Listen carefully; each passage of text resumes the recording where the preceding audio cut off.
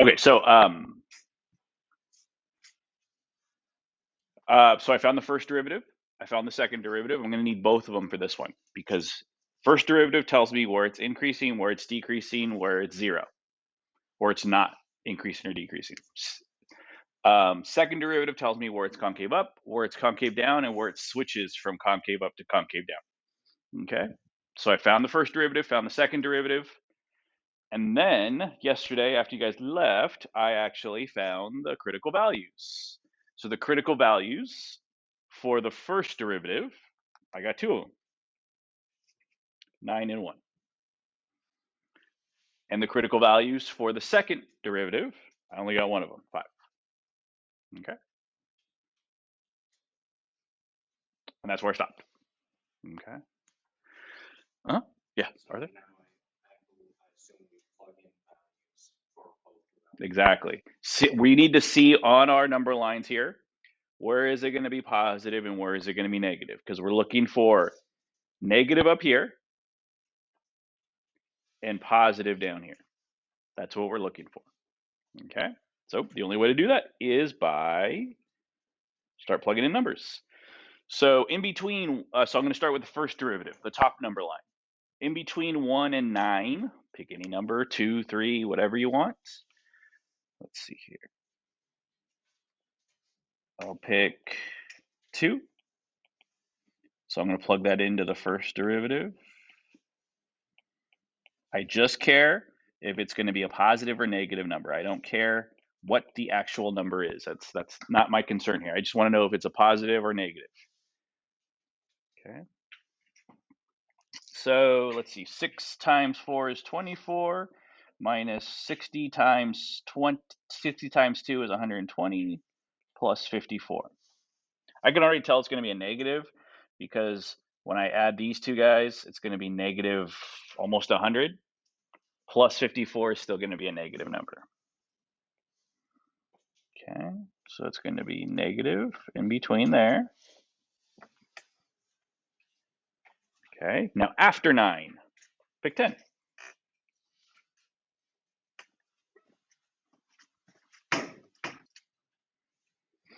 Okay, so let's see. Now I got to plug in 10.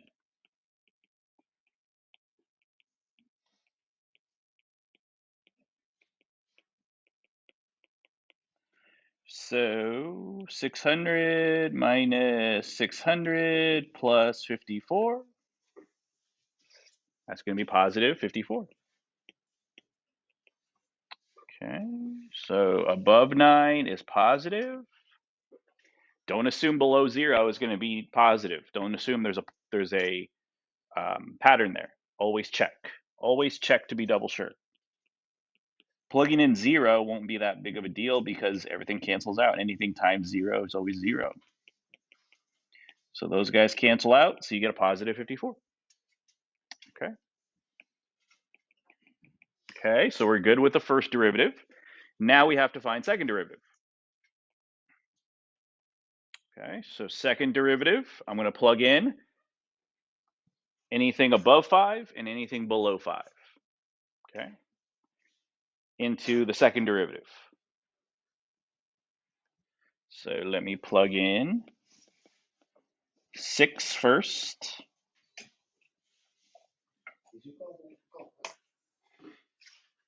Oh, thanks.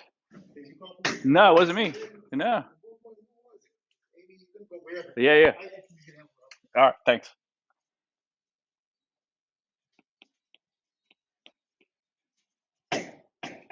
Minus 60. 72 minus 60 is positive 12. So greater than 5 is going to be positive. Again, don't assume that less than 5 is going to be negative. Actually, check it out. Plug in 0.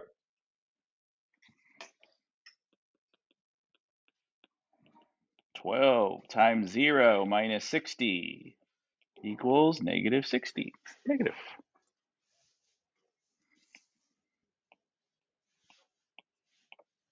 Okay.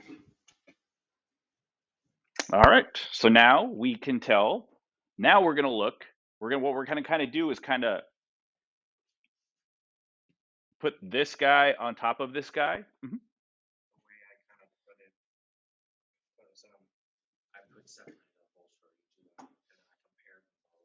Yeah, so this is what we kind of want to do. I know you can't, but this is kind of what we want to do. We kind of want to do like something like this where we put them on top of each other, right? We put them on top of each other because we want to see where it's decreasing, negative. So where is it negative on the top? 1 and 9, right? So our focus is here. So let me highlight it. So you know what? Let me pick a different color. Okay. And concave up.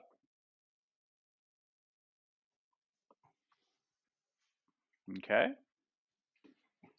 So when I do this, you got to kind of do it visually, but since I have the ability to, I'm going to do it this way. Where do they share? Where is it? Where do they share shade? 5 to 9, right? 5 to 9 is where they share shade. That's our interval. Okay. So we're going to write that down at the bottom. We're going to say F is decreasing and concave up from 5 to 9.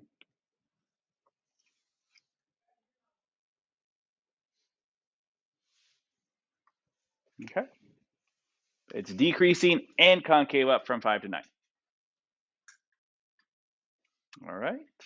Okay, so the next example, number 4, is very similar. So I want you to try number 4 on your own. So do number 4, I'll give you some time. This one's decreasing and concave down. Where is it decreasing and concave down? You're going to have one almost identical to this on the quiz on Friday. This is one of the questions you're going to have, where I'm going to ask you, where is it decreasing and concave down? Where is it increasing and concave up? Where is it decreasing and concave up? Where is it increasing and concave down? That kind of thing. Okay. Okay, so if you're still working, keep working. But I'm just going to start where I started. Found the first derivative, found the second derivative, found the critical values for the first derivative, found the critical values for the second derivative. Okay. What are the critical values for the second derivative called? They have a special name. Does anyone remember what those are called? Inflection points, yeah. Inflection points, good. So inflection points are positive 1, negative 1. Okay. All right. So this one we have a root. Just leave it as a root. We can't use a calculator, so we can't even change it. It's around 1 point something. 1.7, 1 point something like that. 1.7-ish. It's between 1 and 2. Between 1 and 2. Okay? That's all you really need. We don't need to know the exact value. We just need to know approximate. Okay? So we got a lot of stuff to check. We got to check before root 3, negative root 3, in between here, in between here, and in between here. And here, here, and here. So we got a lot of stuff to check. Okay? So let's start doing that. Okay, so I'll start with the first derivative. So in between 0 and root 3 is positive 1. Positive 1 is the only whole number in between those. Because like I said, root 3 is around 1.7. So in between those is 1. So we'll check 1 for this guy and negative 1 for this guy. Okay, so 1, negative 1 to the first derivative. Okay, so the first derivative is 24x cubed minus 72x.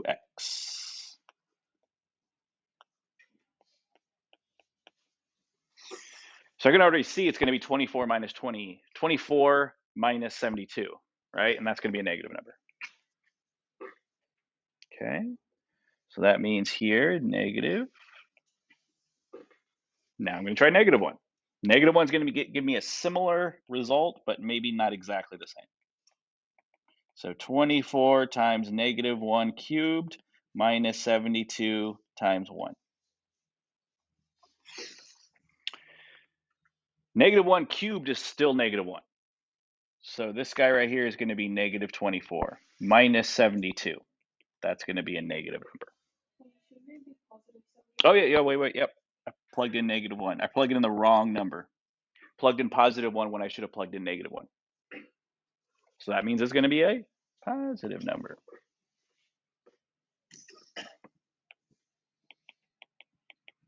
Okay.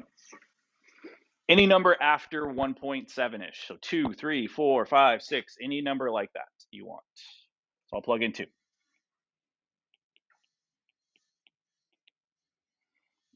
24 times 2 cubed minus 72 times 2. 2 cubed is 8. 8 times 24, 192. Double 72, double of the times 2 is going to be 144. So that's going to be a positive number. Okay, so anything greater is going to be a positive. And then I'm going to try -2 now. Oops. 24 -2 cubed minus 72 times -2. Again, -2 cubed is not going to be +8. It's going to be -8. So -8 times 24 is -192 plus 144. That's going to give me a negative number. Okay.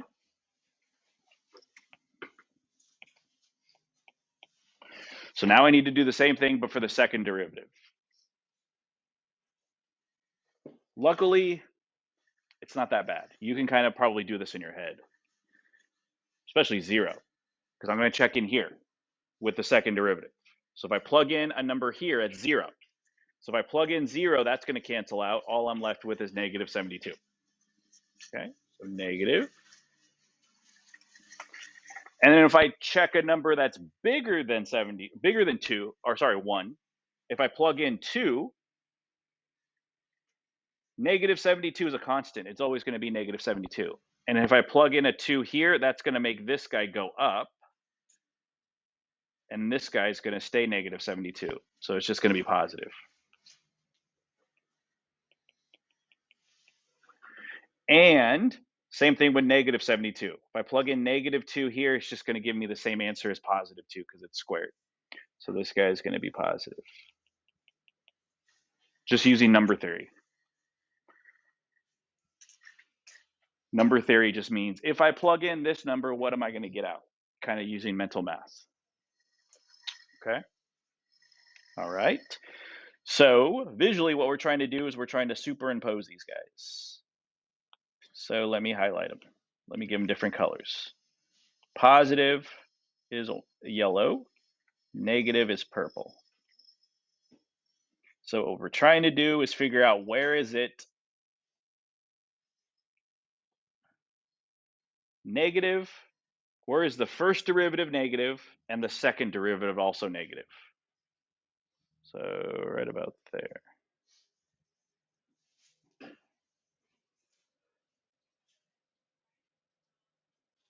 So where are they both negative? In other words, where are they both purple? 0 to 1. Yeah, it looks like 0 to 1 is where they are both purple, where the purple overlaps. It's the only spot where the purple overlaps, 0 to 1. So I'm going to write over here because I'm running out of room. Decreasing and concave down, 0 to 1. It's the only place it is. These types of questions are nice because you can check your answer. Plug that guy into Desmos, and you can actually check. Where is it decreasing and concave down? The only place should be this guy right here. Okay, from 0 to 1. So you can always check your answer if you're practicing, if you're doing some practice. Obviously, a test or a quiz, you can't do that. But yeah, so you can do that. All right, so I want you to do number 5 now. Do number 5 on your own. This one changes it up a little bit.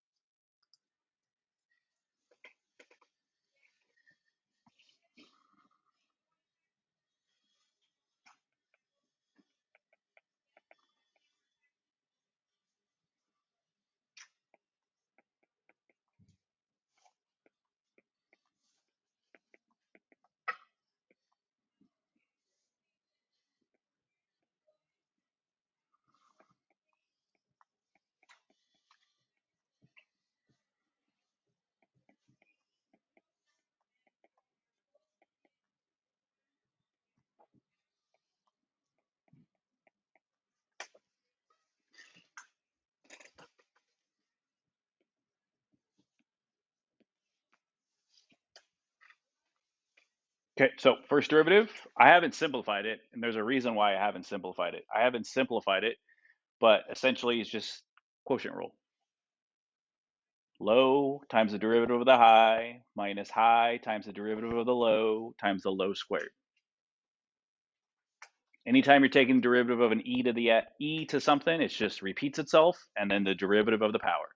Super easy. You just repeat it, and then you take the derivative of the power, which is -2. Okay? Increasing. Increasing means positive derivative. It means where the first derivative is positive. That's where I'm looking for. So before I do that, I have to find critical values. So what am I going to set equal to 0? What do I need to set equal to 0? The numerator, right? First the numerator. Okay, so let's do that first. So I have e to the -2x times the binomial plus 2 times e to the -2x, -4x squared plus 3x equals 0. This is where your algebra skills are going to come in big time, because it's a binomial. I have this term plus that term. Do those terms have anything in common? Yeah, they both got an e to the -2x. I can factor that out. So e to the -2x is going to go in the front. It's going to be replaced by a 1. Mm-hmm. Yes. What I did was, when it was a fraction, Mm-hmm. I took it out. So could I cancel out e to the -2x, and there was like a square? Oh, so you gave them each. So this is what you did. You made that into a fraction. Is that what you're saying? No. So I took e to the -2x Uh-huh. as the greatest common factor Uh-huh. out, and then as like it was one of the fractions, like there was no subtraction or addition in the middle. So I just like canceled out that e to the -2x. Oh, okay, yeah. I think you'll be fine. Yeah. So mathematically, I think you're okay. Let's see with what happens next. Okay, so I have that guy. So what's left is a -8x plus 3 plus -4x squared plus 3x. Oops, and then times 2. Sorry. Forgot about the times 2.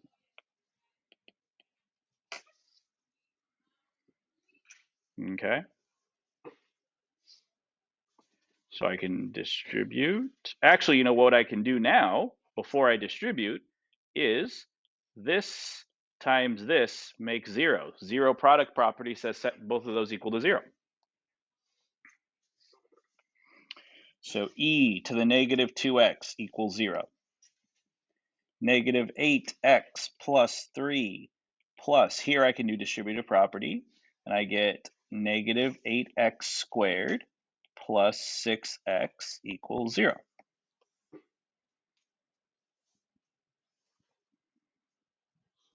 Okay. Let me handle this guy first. How do I solve this guy? You can't. Why not? Everything to the power of 0 will always be 1. Exactly. Any number, so I can make this, so any number I plug in here, it's never going to make the answer be 0. Never going to make the answer be 0. If that x was over here, so if that x was over here, then yeah, I could say, oh yeah, plug in 0. But it's not. It's in the power. So there's nothing I can plug into the power to ever make it 0. So they're never going to be equal to each other. So it's not, this side's not going to give me an answer. That side's not going to give me an answer. Okay? So I got to focus on this side now. It's a quadratic. Combine like terms. So we get negative 8x squared minus 2x plus 3.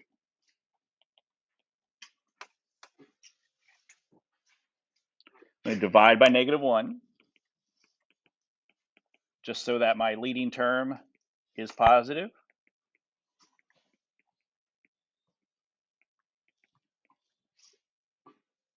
I'm going to factor that guy. Hopefully he factors. Otherwise, I'm going to have to use quadratic. So let's see, negative 24 and add to 2. So I'm looking for the two numbers that add to two numbers that multiply to be negative 24, add to 2. Negative 6 and 4. Oops, the other way. Okay.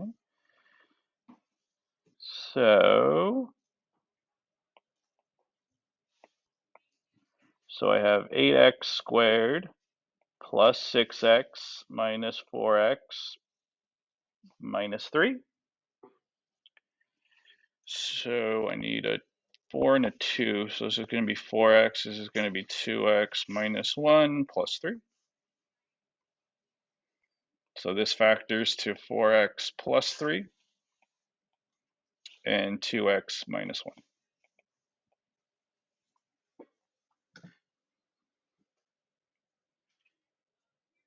Set them equal to 0. 4x plus 3 equals 0. 2x minus 1 equals 0.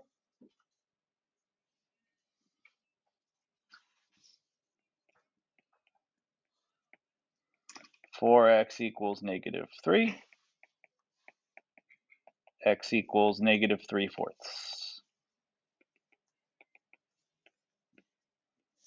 2x equals 1. X equals 1/2. Did you get the same way? Yeah. Then it was mathematically correct. Yeah, there's different ways you can factor. Like you can do this early, you can do it later. Just do whatever easier for you. As long as it's mathematically correct, it's okay. Okay. Those are my critical values. They're fractions. It's okay. Now I have to do first derivative test. So I'm going to do first derivative test with those values and see where it's increasing, see where it's decreasing. So negative 3/4, positive 1/2. I forgot to check the bottom. Should I have set the bottom equal to 0? So I set the top equal to 0, but should I have set the bottom equal to 0? The answer is yes, I should have, but why did it matter? Exactly. It's the same thing, right? This guy looks the same as this guy here. It doesn't matter if you put a negative 4 or anything. If I have a power, it can never equal 0. So I should have. So I should have done that as well. But it doesn't matter because you're not going to get an answer there. It's never going to be. Okay. Okay, so here we go. So I'm going to plug in f prime. First thing I'm going to do is plug in 0. Plug in 0 to f prime. So I got to go back to f prime. F prime is pretty big. Luckily, it's 0. Things are going to cancel out.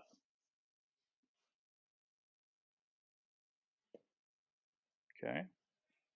So I'm going to try to keep these both open. Okay, so e to the negative 2 times 0 times negative 8 times 0 plus 3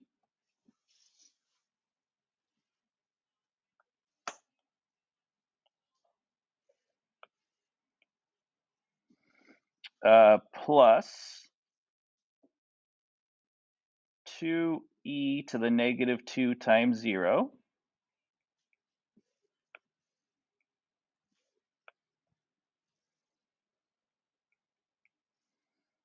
And then I run out of room here. Let me see. Let me move this down here so I have more room.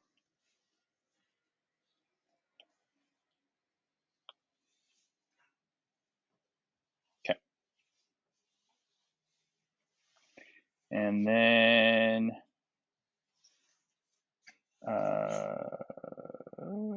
times negative 4 times 0 plus 3 times 0. Okay. So I get a bunch of e to the zeros. So this is e to the 0, e to the 0. What is e to the 0? What? So I get 1, 3, 1, 0. 3 plus 0 is 3. Positive number. Positive number in between here and here. Okay. F prime of 1. This one's going to get a little bit more crazy. So I'm going to try to skip some steps here. So it's going to be e to the negative 2 times negative 8 plus 3 plus 2e to the negative 2 times negative 4 plus 3. So I did a lot of mental math steps in there, so I didn't have to write everything. Okay, so e to the negative 2 times negative 5 plus 2e to the negative 2 times negative 1.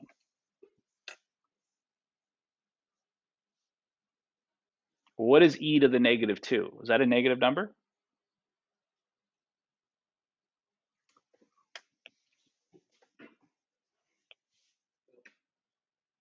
No, it's not. This just means 1 over e squared. It's just a small number.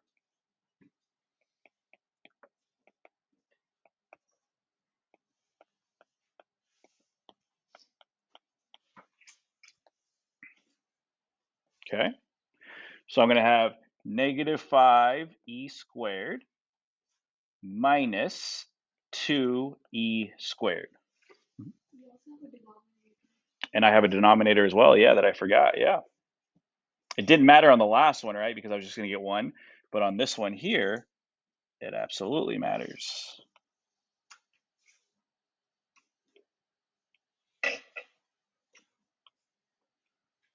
So the denominator is e to the negative 4x. So if I plug in 1, it's going to be negative 4, right? So all of this guy is over 1 over e to the 4.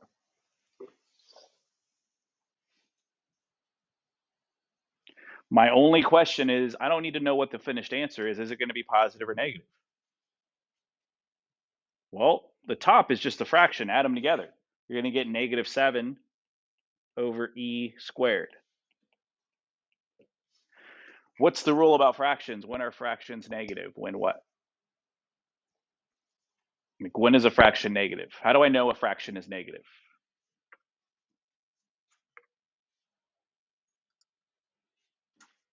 Hmm? Is it whenever the numerator or denominator is negative? That's it. Whichever one. If either the numerator or the denominator is negative, the whole fraction is negative.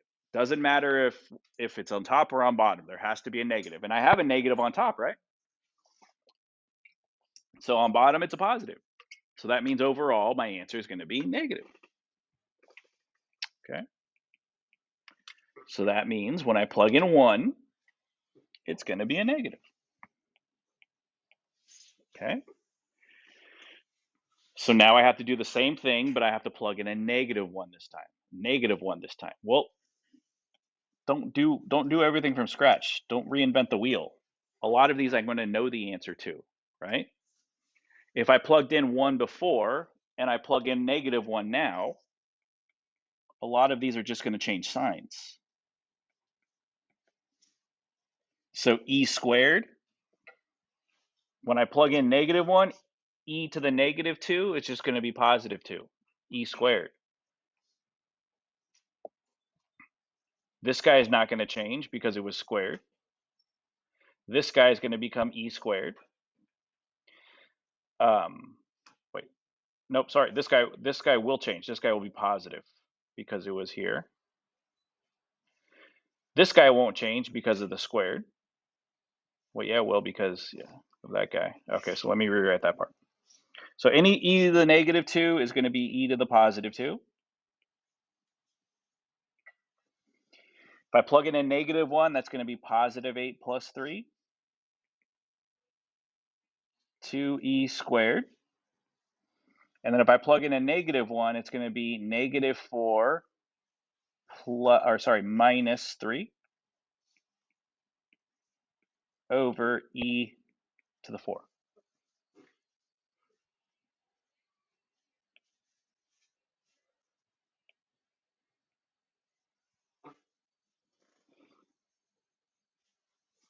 Okay. So I know I'm going to get a positive on the bottom, so I'm just worried about the top. -7.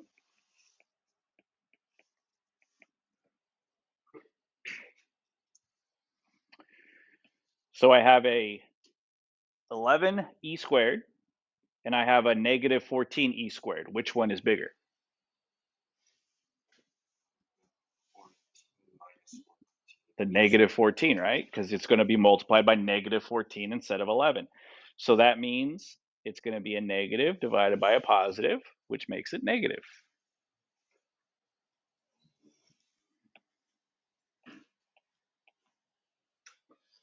Okay. The question said, where is it increasing? Increasing from -3/4 to +1/2. Decreasing everywhere else.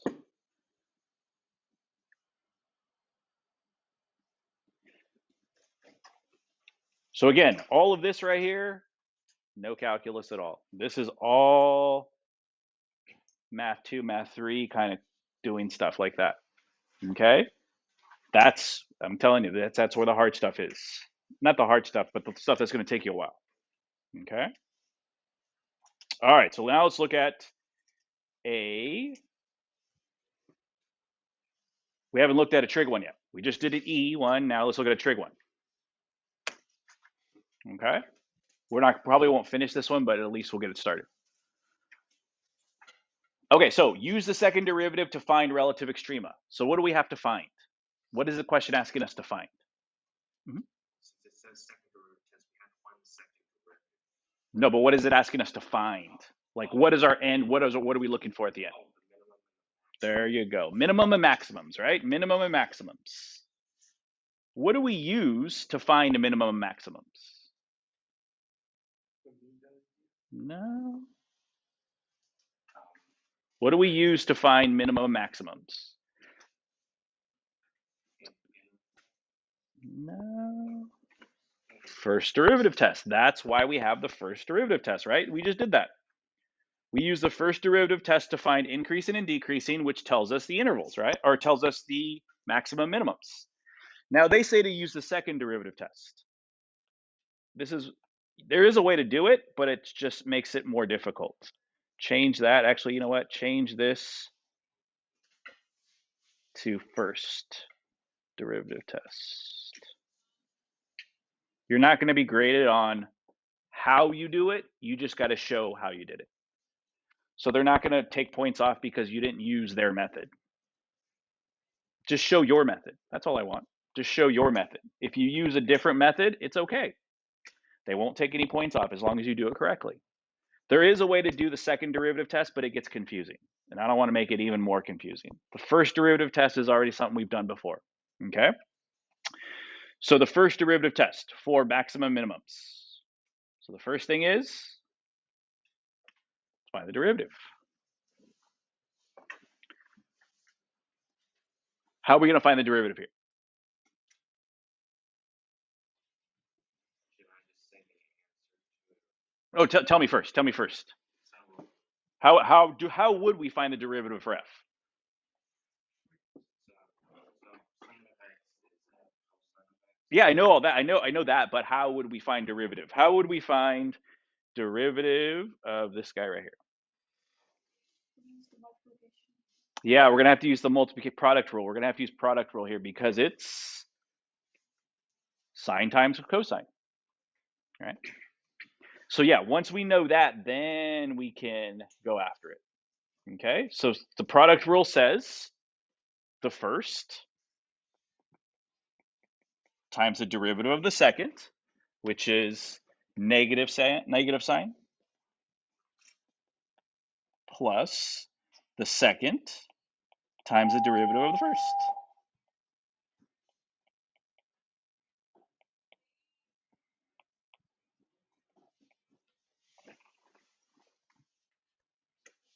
Okay.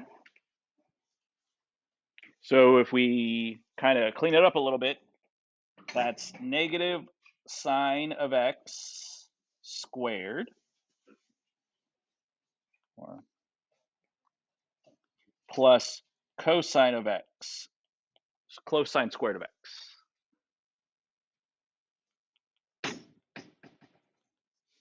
Okay, that's the first derivative. Okay. So now what we have to do, set it equal to 0. So we have negative sine squared of x plus cosine squared of x. Here's where it gets a little different, I should say. Not hard, it's just different, right? Because you can't get x by itself because I have multiple x's. So how do I solve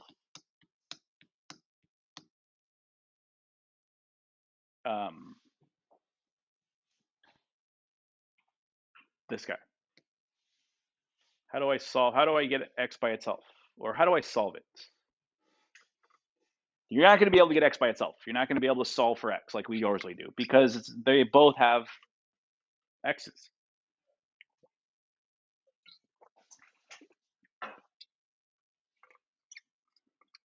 So how do we solve this?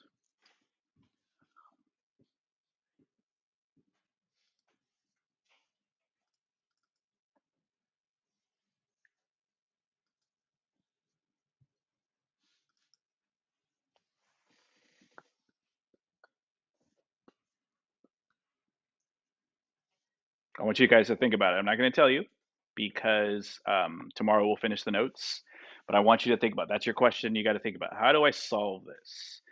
I don't necessarily need steps. You add 4 to both sides. You divide by 6. I'm just saying, what's the process? What's one process you can use for solving this? That's what I want to know. There's different ways to solve it, but I'm looking for just one way. How do I solve this guy? Okay, that's what we'll do. We'll talk about tomorrow, and then we'll finish the notes tomorrow. Thursday, since a lot of you guys are going to be out on Thursday, or not a lot, but several will be out on Thursday, what I'm going to do is Thursday, we're not going to do anything new. We're just going to do our assignment. So Thursday, I'll let you guys work on your assignment. So if you're missing on Thursday, just we're working on the assignment for this. Friday, we have the quiz. Okay. And then after the quiz, I'm going to let you work on your assignment as well. Okay. So tomorrow, we're going to finish the notes. Thursday, I'll let you work on your assignment. Friday, we'll have the quiz at the beginning. And then afterwards, I'll just let you finish working on that assignment. Okay.